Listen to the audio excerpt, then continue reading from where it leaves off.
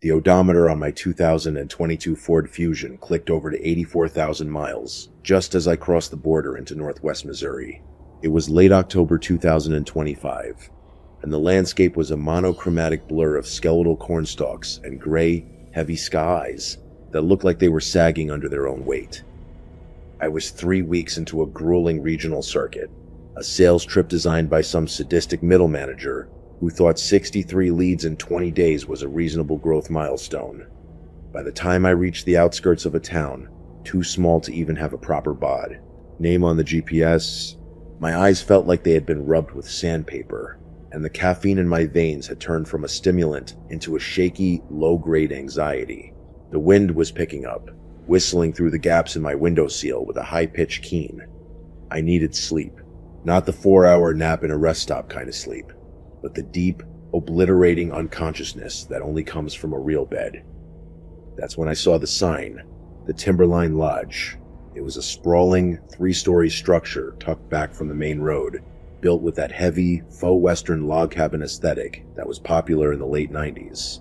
Thick cedar beams, stone chimneys, and a flickering neon sign that promised luxury suites and quiet comfort. I pulled into the parking lot, noticing how empty it was. Aside from a muddy pickup truck and a nondescript white sedan, I was the only one there. The lobby was a cavernous space filled with the scent of lemon polish and old wood smoke.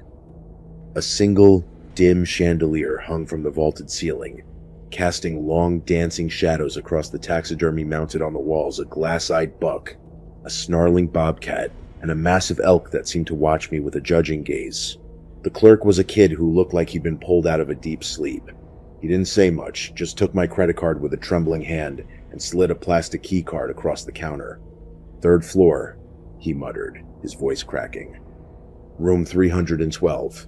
It's at the end of the hall. Very quiet tonight. You're the only one up there." "Perfect," I said, forced a smile that felt heavy on my face, and took the key. The elevator was one of those old wood-paneled boxes that groaned as it ascended. When the doors slid open on the 3rd floor, I was greeted by a hallway that seemed to stretch on for miles. The carpet was a deep, blood red patterned with gold fleurs-de-lis, and the lighting was recessed in amber, giving the entire floor a warm yet claustrophobic feel. As I walked to my room, my footsteps were swallowed by the thick pile of the rug. The silence was absolute. No hum of ice machines, no muffled televisions, no distant chatter, just the sound of my own rhythmic breathing. I reached room 312 3 doors down from the emergency stairwell and swiped my card. The room was standard: a king-sized bed with a heavy wool blanket, a small desk, and a window overlooking the dark, swaying woods behind the hotel. I didn't even bother unpacking. I kicked off my shoes, collapsed onto the bed, and felt the world begin to tilt as exhaustion finally took hold. I must have drifted off into a shallow, dreamless sleep, because when I woke up, the red numbers on the bedside clock were glowing 11:30 p.m. I sat up, my heart hammering for no apparent reason. Then I heard it. It wasn't a loud noise, but in the tomb-like silence of the 3rd floor, it sounded like a gunshot. It was the sound of heavy wheels, metal on metal, rattling down the hallway. Squeak thud, squeak thud. Curiosity, fueled by that strange midnight alertness, got the better of me. I stood up and padded softly to the door, peering through the security peephole. The fisheye lens distorted the hallway, making it look like a long, curving throat. 2 EMTs in dark navy uniforms were sprinting past my door, pushing a gurney.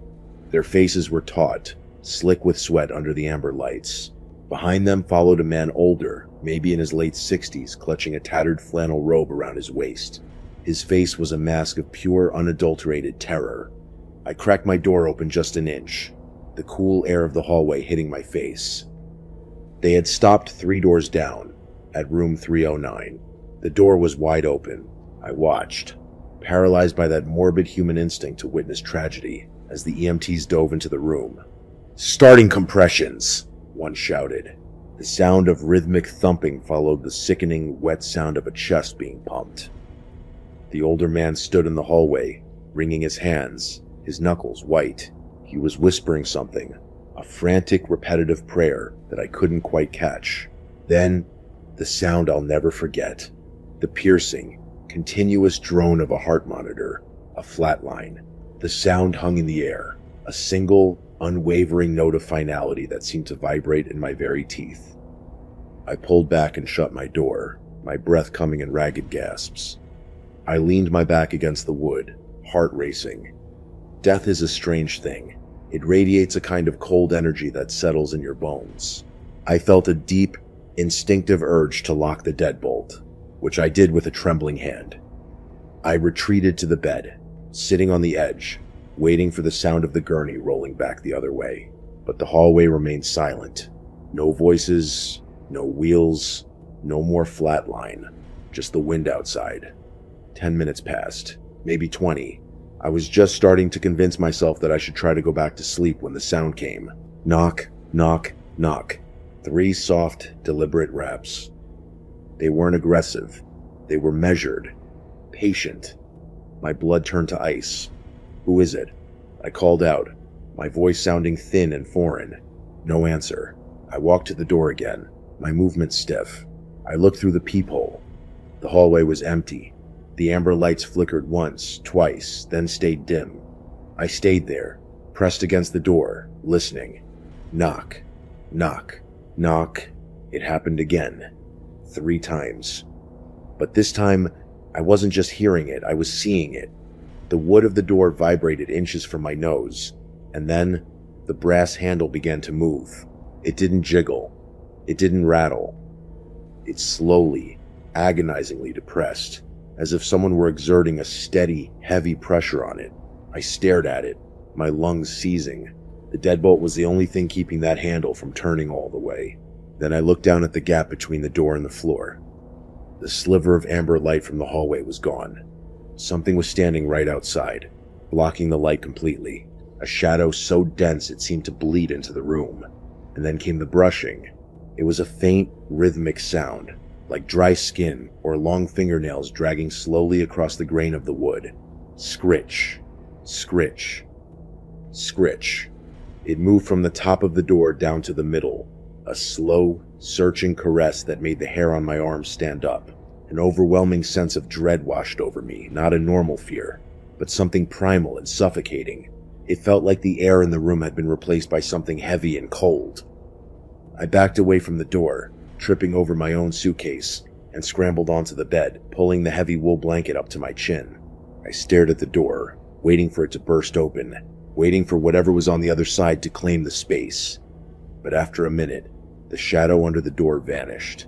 The amber light returned. The handle clicked back into its horizontal position. I didn't move for a long time. I couldn't. I stayed there, pinned by the silence, until the adrenaline began to fade into a hollow, shaking exhaustion.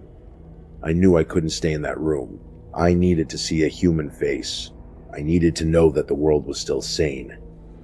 I grabbed my shoes and my keycard, my hands shaking so badly I almost dropped them. I approached the door like it was a live landmine. I listened. Nothing. I slowly turned the deadbolt, the metallic times click time sounding like a thunderclap. I swung the door open and stepped into the hallway. It was empty. The door to room 309 was closed now, the light beneath it extinguished. The silence was back, heavier than before. I started walking toward the elevator, my eyes fixed straight ahead. But as I passed room 309, the door began to creak open. I froze. A man stepped out. He wasn't the older man in the flannel robe. He wasn't an EMT. He looked to be in his mid-40s, wearing sharp, dark slacks and a crisp, white button-down shirt that looked out of place in a rustic lodge. His skin was unnervingly pale, and his eyes were sunken, surrounded by dark circles that looked like bruises. He didn't look at the elevator. He looked straight at me. He didn't look like a ghost, but he didn't look entirely alive either. There was a stillness to him that was wrong. "It's a heavy night," he said. His voice was low, smooth, and lacked any inflection. I swallowed hard, my throat feeling like it was full of glass. I saw the EMTs. "Is everyone okay?" The man didn't answer immediately. He took a step toward me, and I instinctively took a step back. He stopped, a strange, eerie, small smile playing at the corners of his mouth. a smile that didn't reach his hollow eyes. "They did what they could," the man whispered. He tilted his head to the side, studying me. "But you heard them, didn't you? The knocks?" My heart stopped. "How did you—" "There had been 3 knocks," he interrupted, his voice dropping to a conspiratorial murmur. "And the third time—" "The third time was when they answered." He held my gaze for a second too long, his smile widening just a fraction, revealing teeth that were too white, too perfect. Then, without another word, he turned and began walking down the hallway toward the far end, away from the elevator.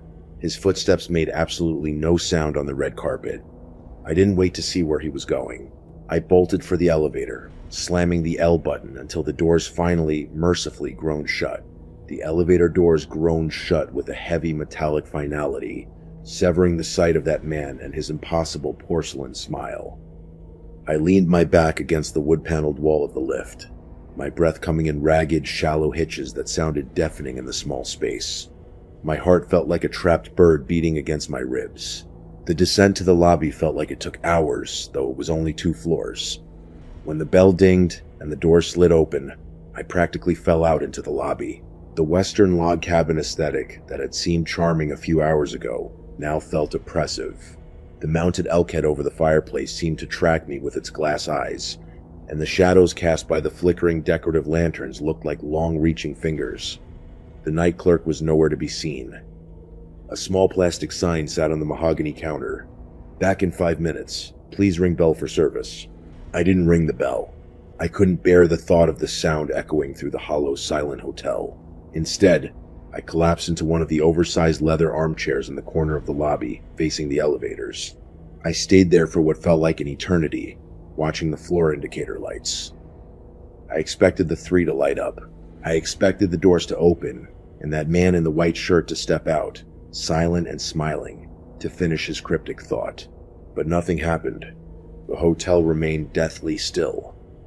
As the adrenaline began to ebb, leaving a cold, shaky exhaustion in its wake, the rational part of my brain, the part that had spent 15 years closing deals and managing logistics, began to claw its way back to the surface. "You're exhausted," I told myself. 60 leads in 4 days. Northwest Missouri is a black hole of empty roads and bad coffee. You hallucinated the severity of it. Maybe there was a medical emergency, and the man was just a grieving relative, or a doctor, or just a weirdo who stays in mid-tier hotels. But the knocks, the light under the door disappearing, the brushing sound of fingers. I looked at my watch. 1:45 a.m. I couldn't sit in the lobby all night. I'd look like a vagrant, and I had a 7 a.m. meeting in St. Joseph. With a shot of liquid courage I didn't truly feel, I stood up and took the stairs back to the 3rd floor. I figured if I stayed in the stairwell, I'd have an exit strategy. The 3rd floor hallway was exactly as it had been. Silent, empty. The red patterned carpet muffled my footsteps as I crept past room 312. I stopped, my hand hovering near the wall. There was no yellow tape, no discarded medical packaging, no scent of antiseptic, or the heavy, metallic smell of a crisis. The door was shut tight. I pressed my ear to it for a heartbeat, nothing. I retreated to my room, locked the deadbolt, slid the security latch, and pushed the heavy desk chair in front of the door. I didn't sleep. I kept the bedside lamp on, the one with the base shaped like a miniature pine tree, and I watched the gap at the bottom of the door. I waited for the light to vanish again. I waited for the 3rd set of knocks. They never came. When the sun finally began to bleed a pale, sickly gray light through the gaps in the heavy curtains, I felt a surge of relief that was almost physical.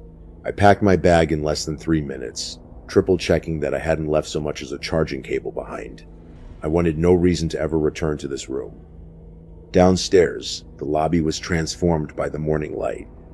A different clerk was on duty now, a young woman with a bright yellow polo shirt and a ponytail, looking far too cheerful for 7 in the morning. The smell of burnt coffee and industrial maple syrup filled the air from the continental breakfast nook. "Checking out of 315? She asked, her fingers dancing over the keyboard. "Yes," I said, my voice sounding gravelly and foreign to my own ears. I hesitated, then leaned in. "Hey, I wanted to ask, is everyone okay from last night? On the third floor? She paused, her brow furrowing in genuine confusion. I'm sorry? Was there an issue with your room, sir? No, not my room. The medical emergency. Around 11:30, the EMTs were up there, in 312. I saw them performing CPR on an older man. It looked pretty bad. The clerk's expression shifted from confusion to a polite, professional mask of skepticism. She clicked a few more times on her mouse, her eyes scanning the monitor. Sir, I've been on shift since 6 a.m., and there's nothing in the night log about an emergency. No 911 calls were placed from the hotel, and no emergency vehicles were dispatched here. That's impossible, I countered, my frustration rising with my lingering fear. I saw the gurney. I heard the heart monitor flatlining in the hall. There was a man there, mid-40s, dark slacks, white shirt. He was coming out of 312 just an hour ago. The girl looked at me with a touch of pity, the kind reserved for tired travelers who have spent too many nights on the road. Sir, room 312 has been vacant for 3 days. We're doing some deep cleaning on that wing. In fact, she leaned in, lowering her voice. We only had 3 guests total on the third floor last night. You, a woman in 301, and a businessman in 320. No one was registered to 312, and the night manager, Marcus, didn't report a soul entering the building after midnight. I stood there, paralyzed.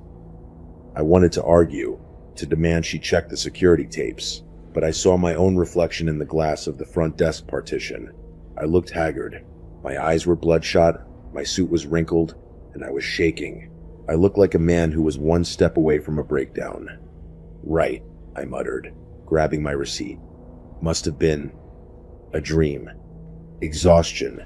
Sorry. It happens to the best of us, she said with a rehearsed smile. Have a safe drive. I walked out to my car, the crisp October air stinging my lungs.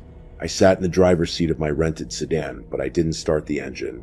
I just sat there, staring at the hotel's wooden exterior. That was when the math started to settle in my brain. It was like a cold realization dawning in the pit of my stomach. I was on the third floor.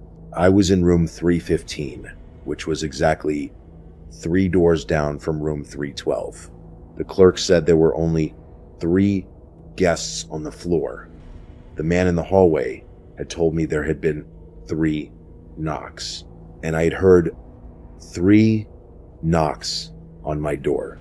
Twice. The man's words echoed in my head. And the third time was when they answered. I had heard the first set of 3 knocks. I had waited through the second set of 3 knocks. I had been terrified, paralyzed by an instinctual dread I couldn't explain. But if I had heard that third set, if I had been the one to answer that third time, I started the car and peeled out of the parking lot, not caring about the speed limit. I drove for 4 hours without stopping, heading toward the state line, pushing the car until the hotel was 100 miles in my rearview mirror. It's been months since that trip to Missouri.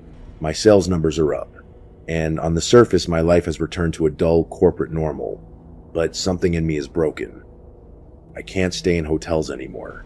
I've transitioned to a regional manager role just so I can sleep in my own bed every night. But even at home, the habit has stuck. Before I go to bed, I count the doors. I count the steps to the exit.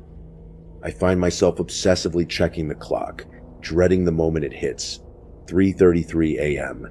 When every step at the door, a delivery driver, a neighbor, the wind, I hold my breath. I count the raps. 1, 2, 3. I wait, my heart stopping, praying that the silence follows. I can still see that man's face, his sunken eyes and that uncanny wide smile. I think about room 312, a room that was supposedly empty, and the emergency that never happened in the eyes of the world. I realize now that the dread I felt wasn't just fear of a stranger. It was the recognition of a threshold. There are things that exist in the margins of our world, things that use the mundane patterns of our lives, like a hotel stay or a simple knock, to find a way in. I'm grateful every single day that I stayed behind that locked door. I'm grateful that the silence held, because I know with a certainty that haunts my dreams, that the man in the hallway wasn't talking about the EMTs. He wasn't talking about the old man on the gurney. He was talking about an invitation. I've heard the knocks twice now. 2 sets of 3. I've spent my life following the rule of 3, in sales, in logic, in storytelling. But in the dark, in the quiet hours of the night, I know that the 3rd set is still out there, waiting for the right hallway, the right room, and the right moment of weakness. And I know that if I ever hear those 3 knocks a 3rd time, I won't be able to stop myself. I'll have to answer. And God help me, I don't think I'll like what's standing on the other side.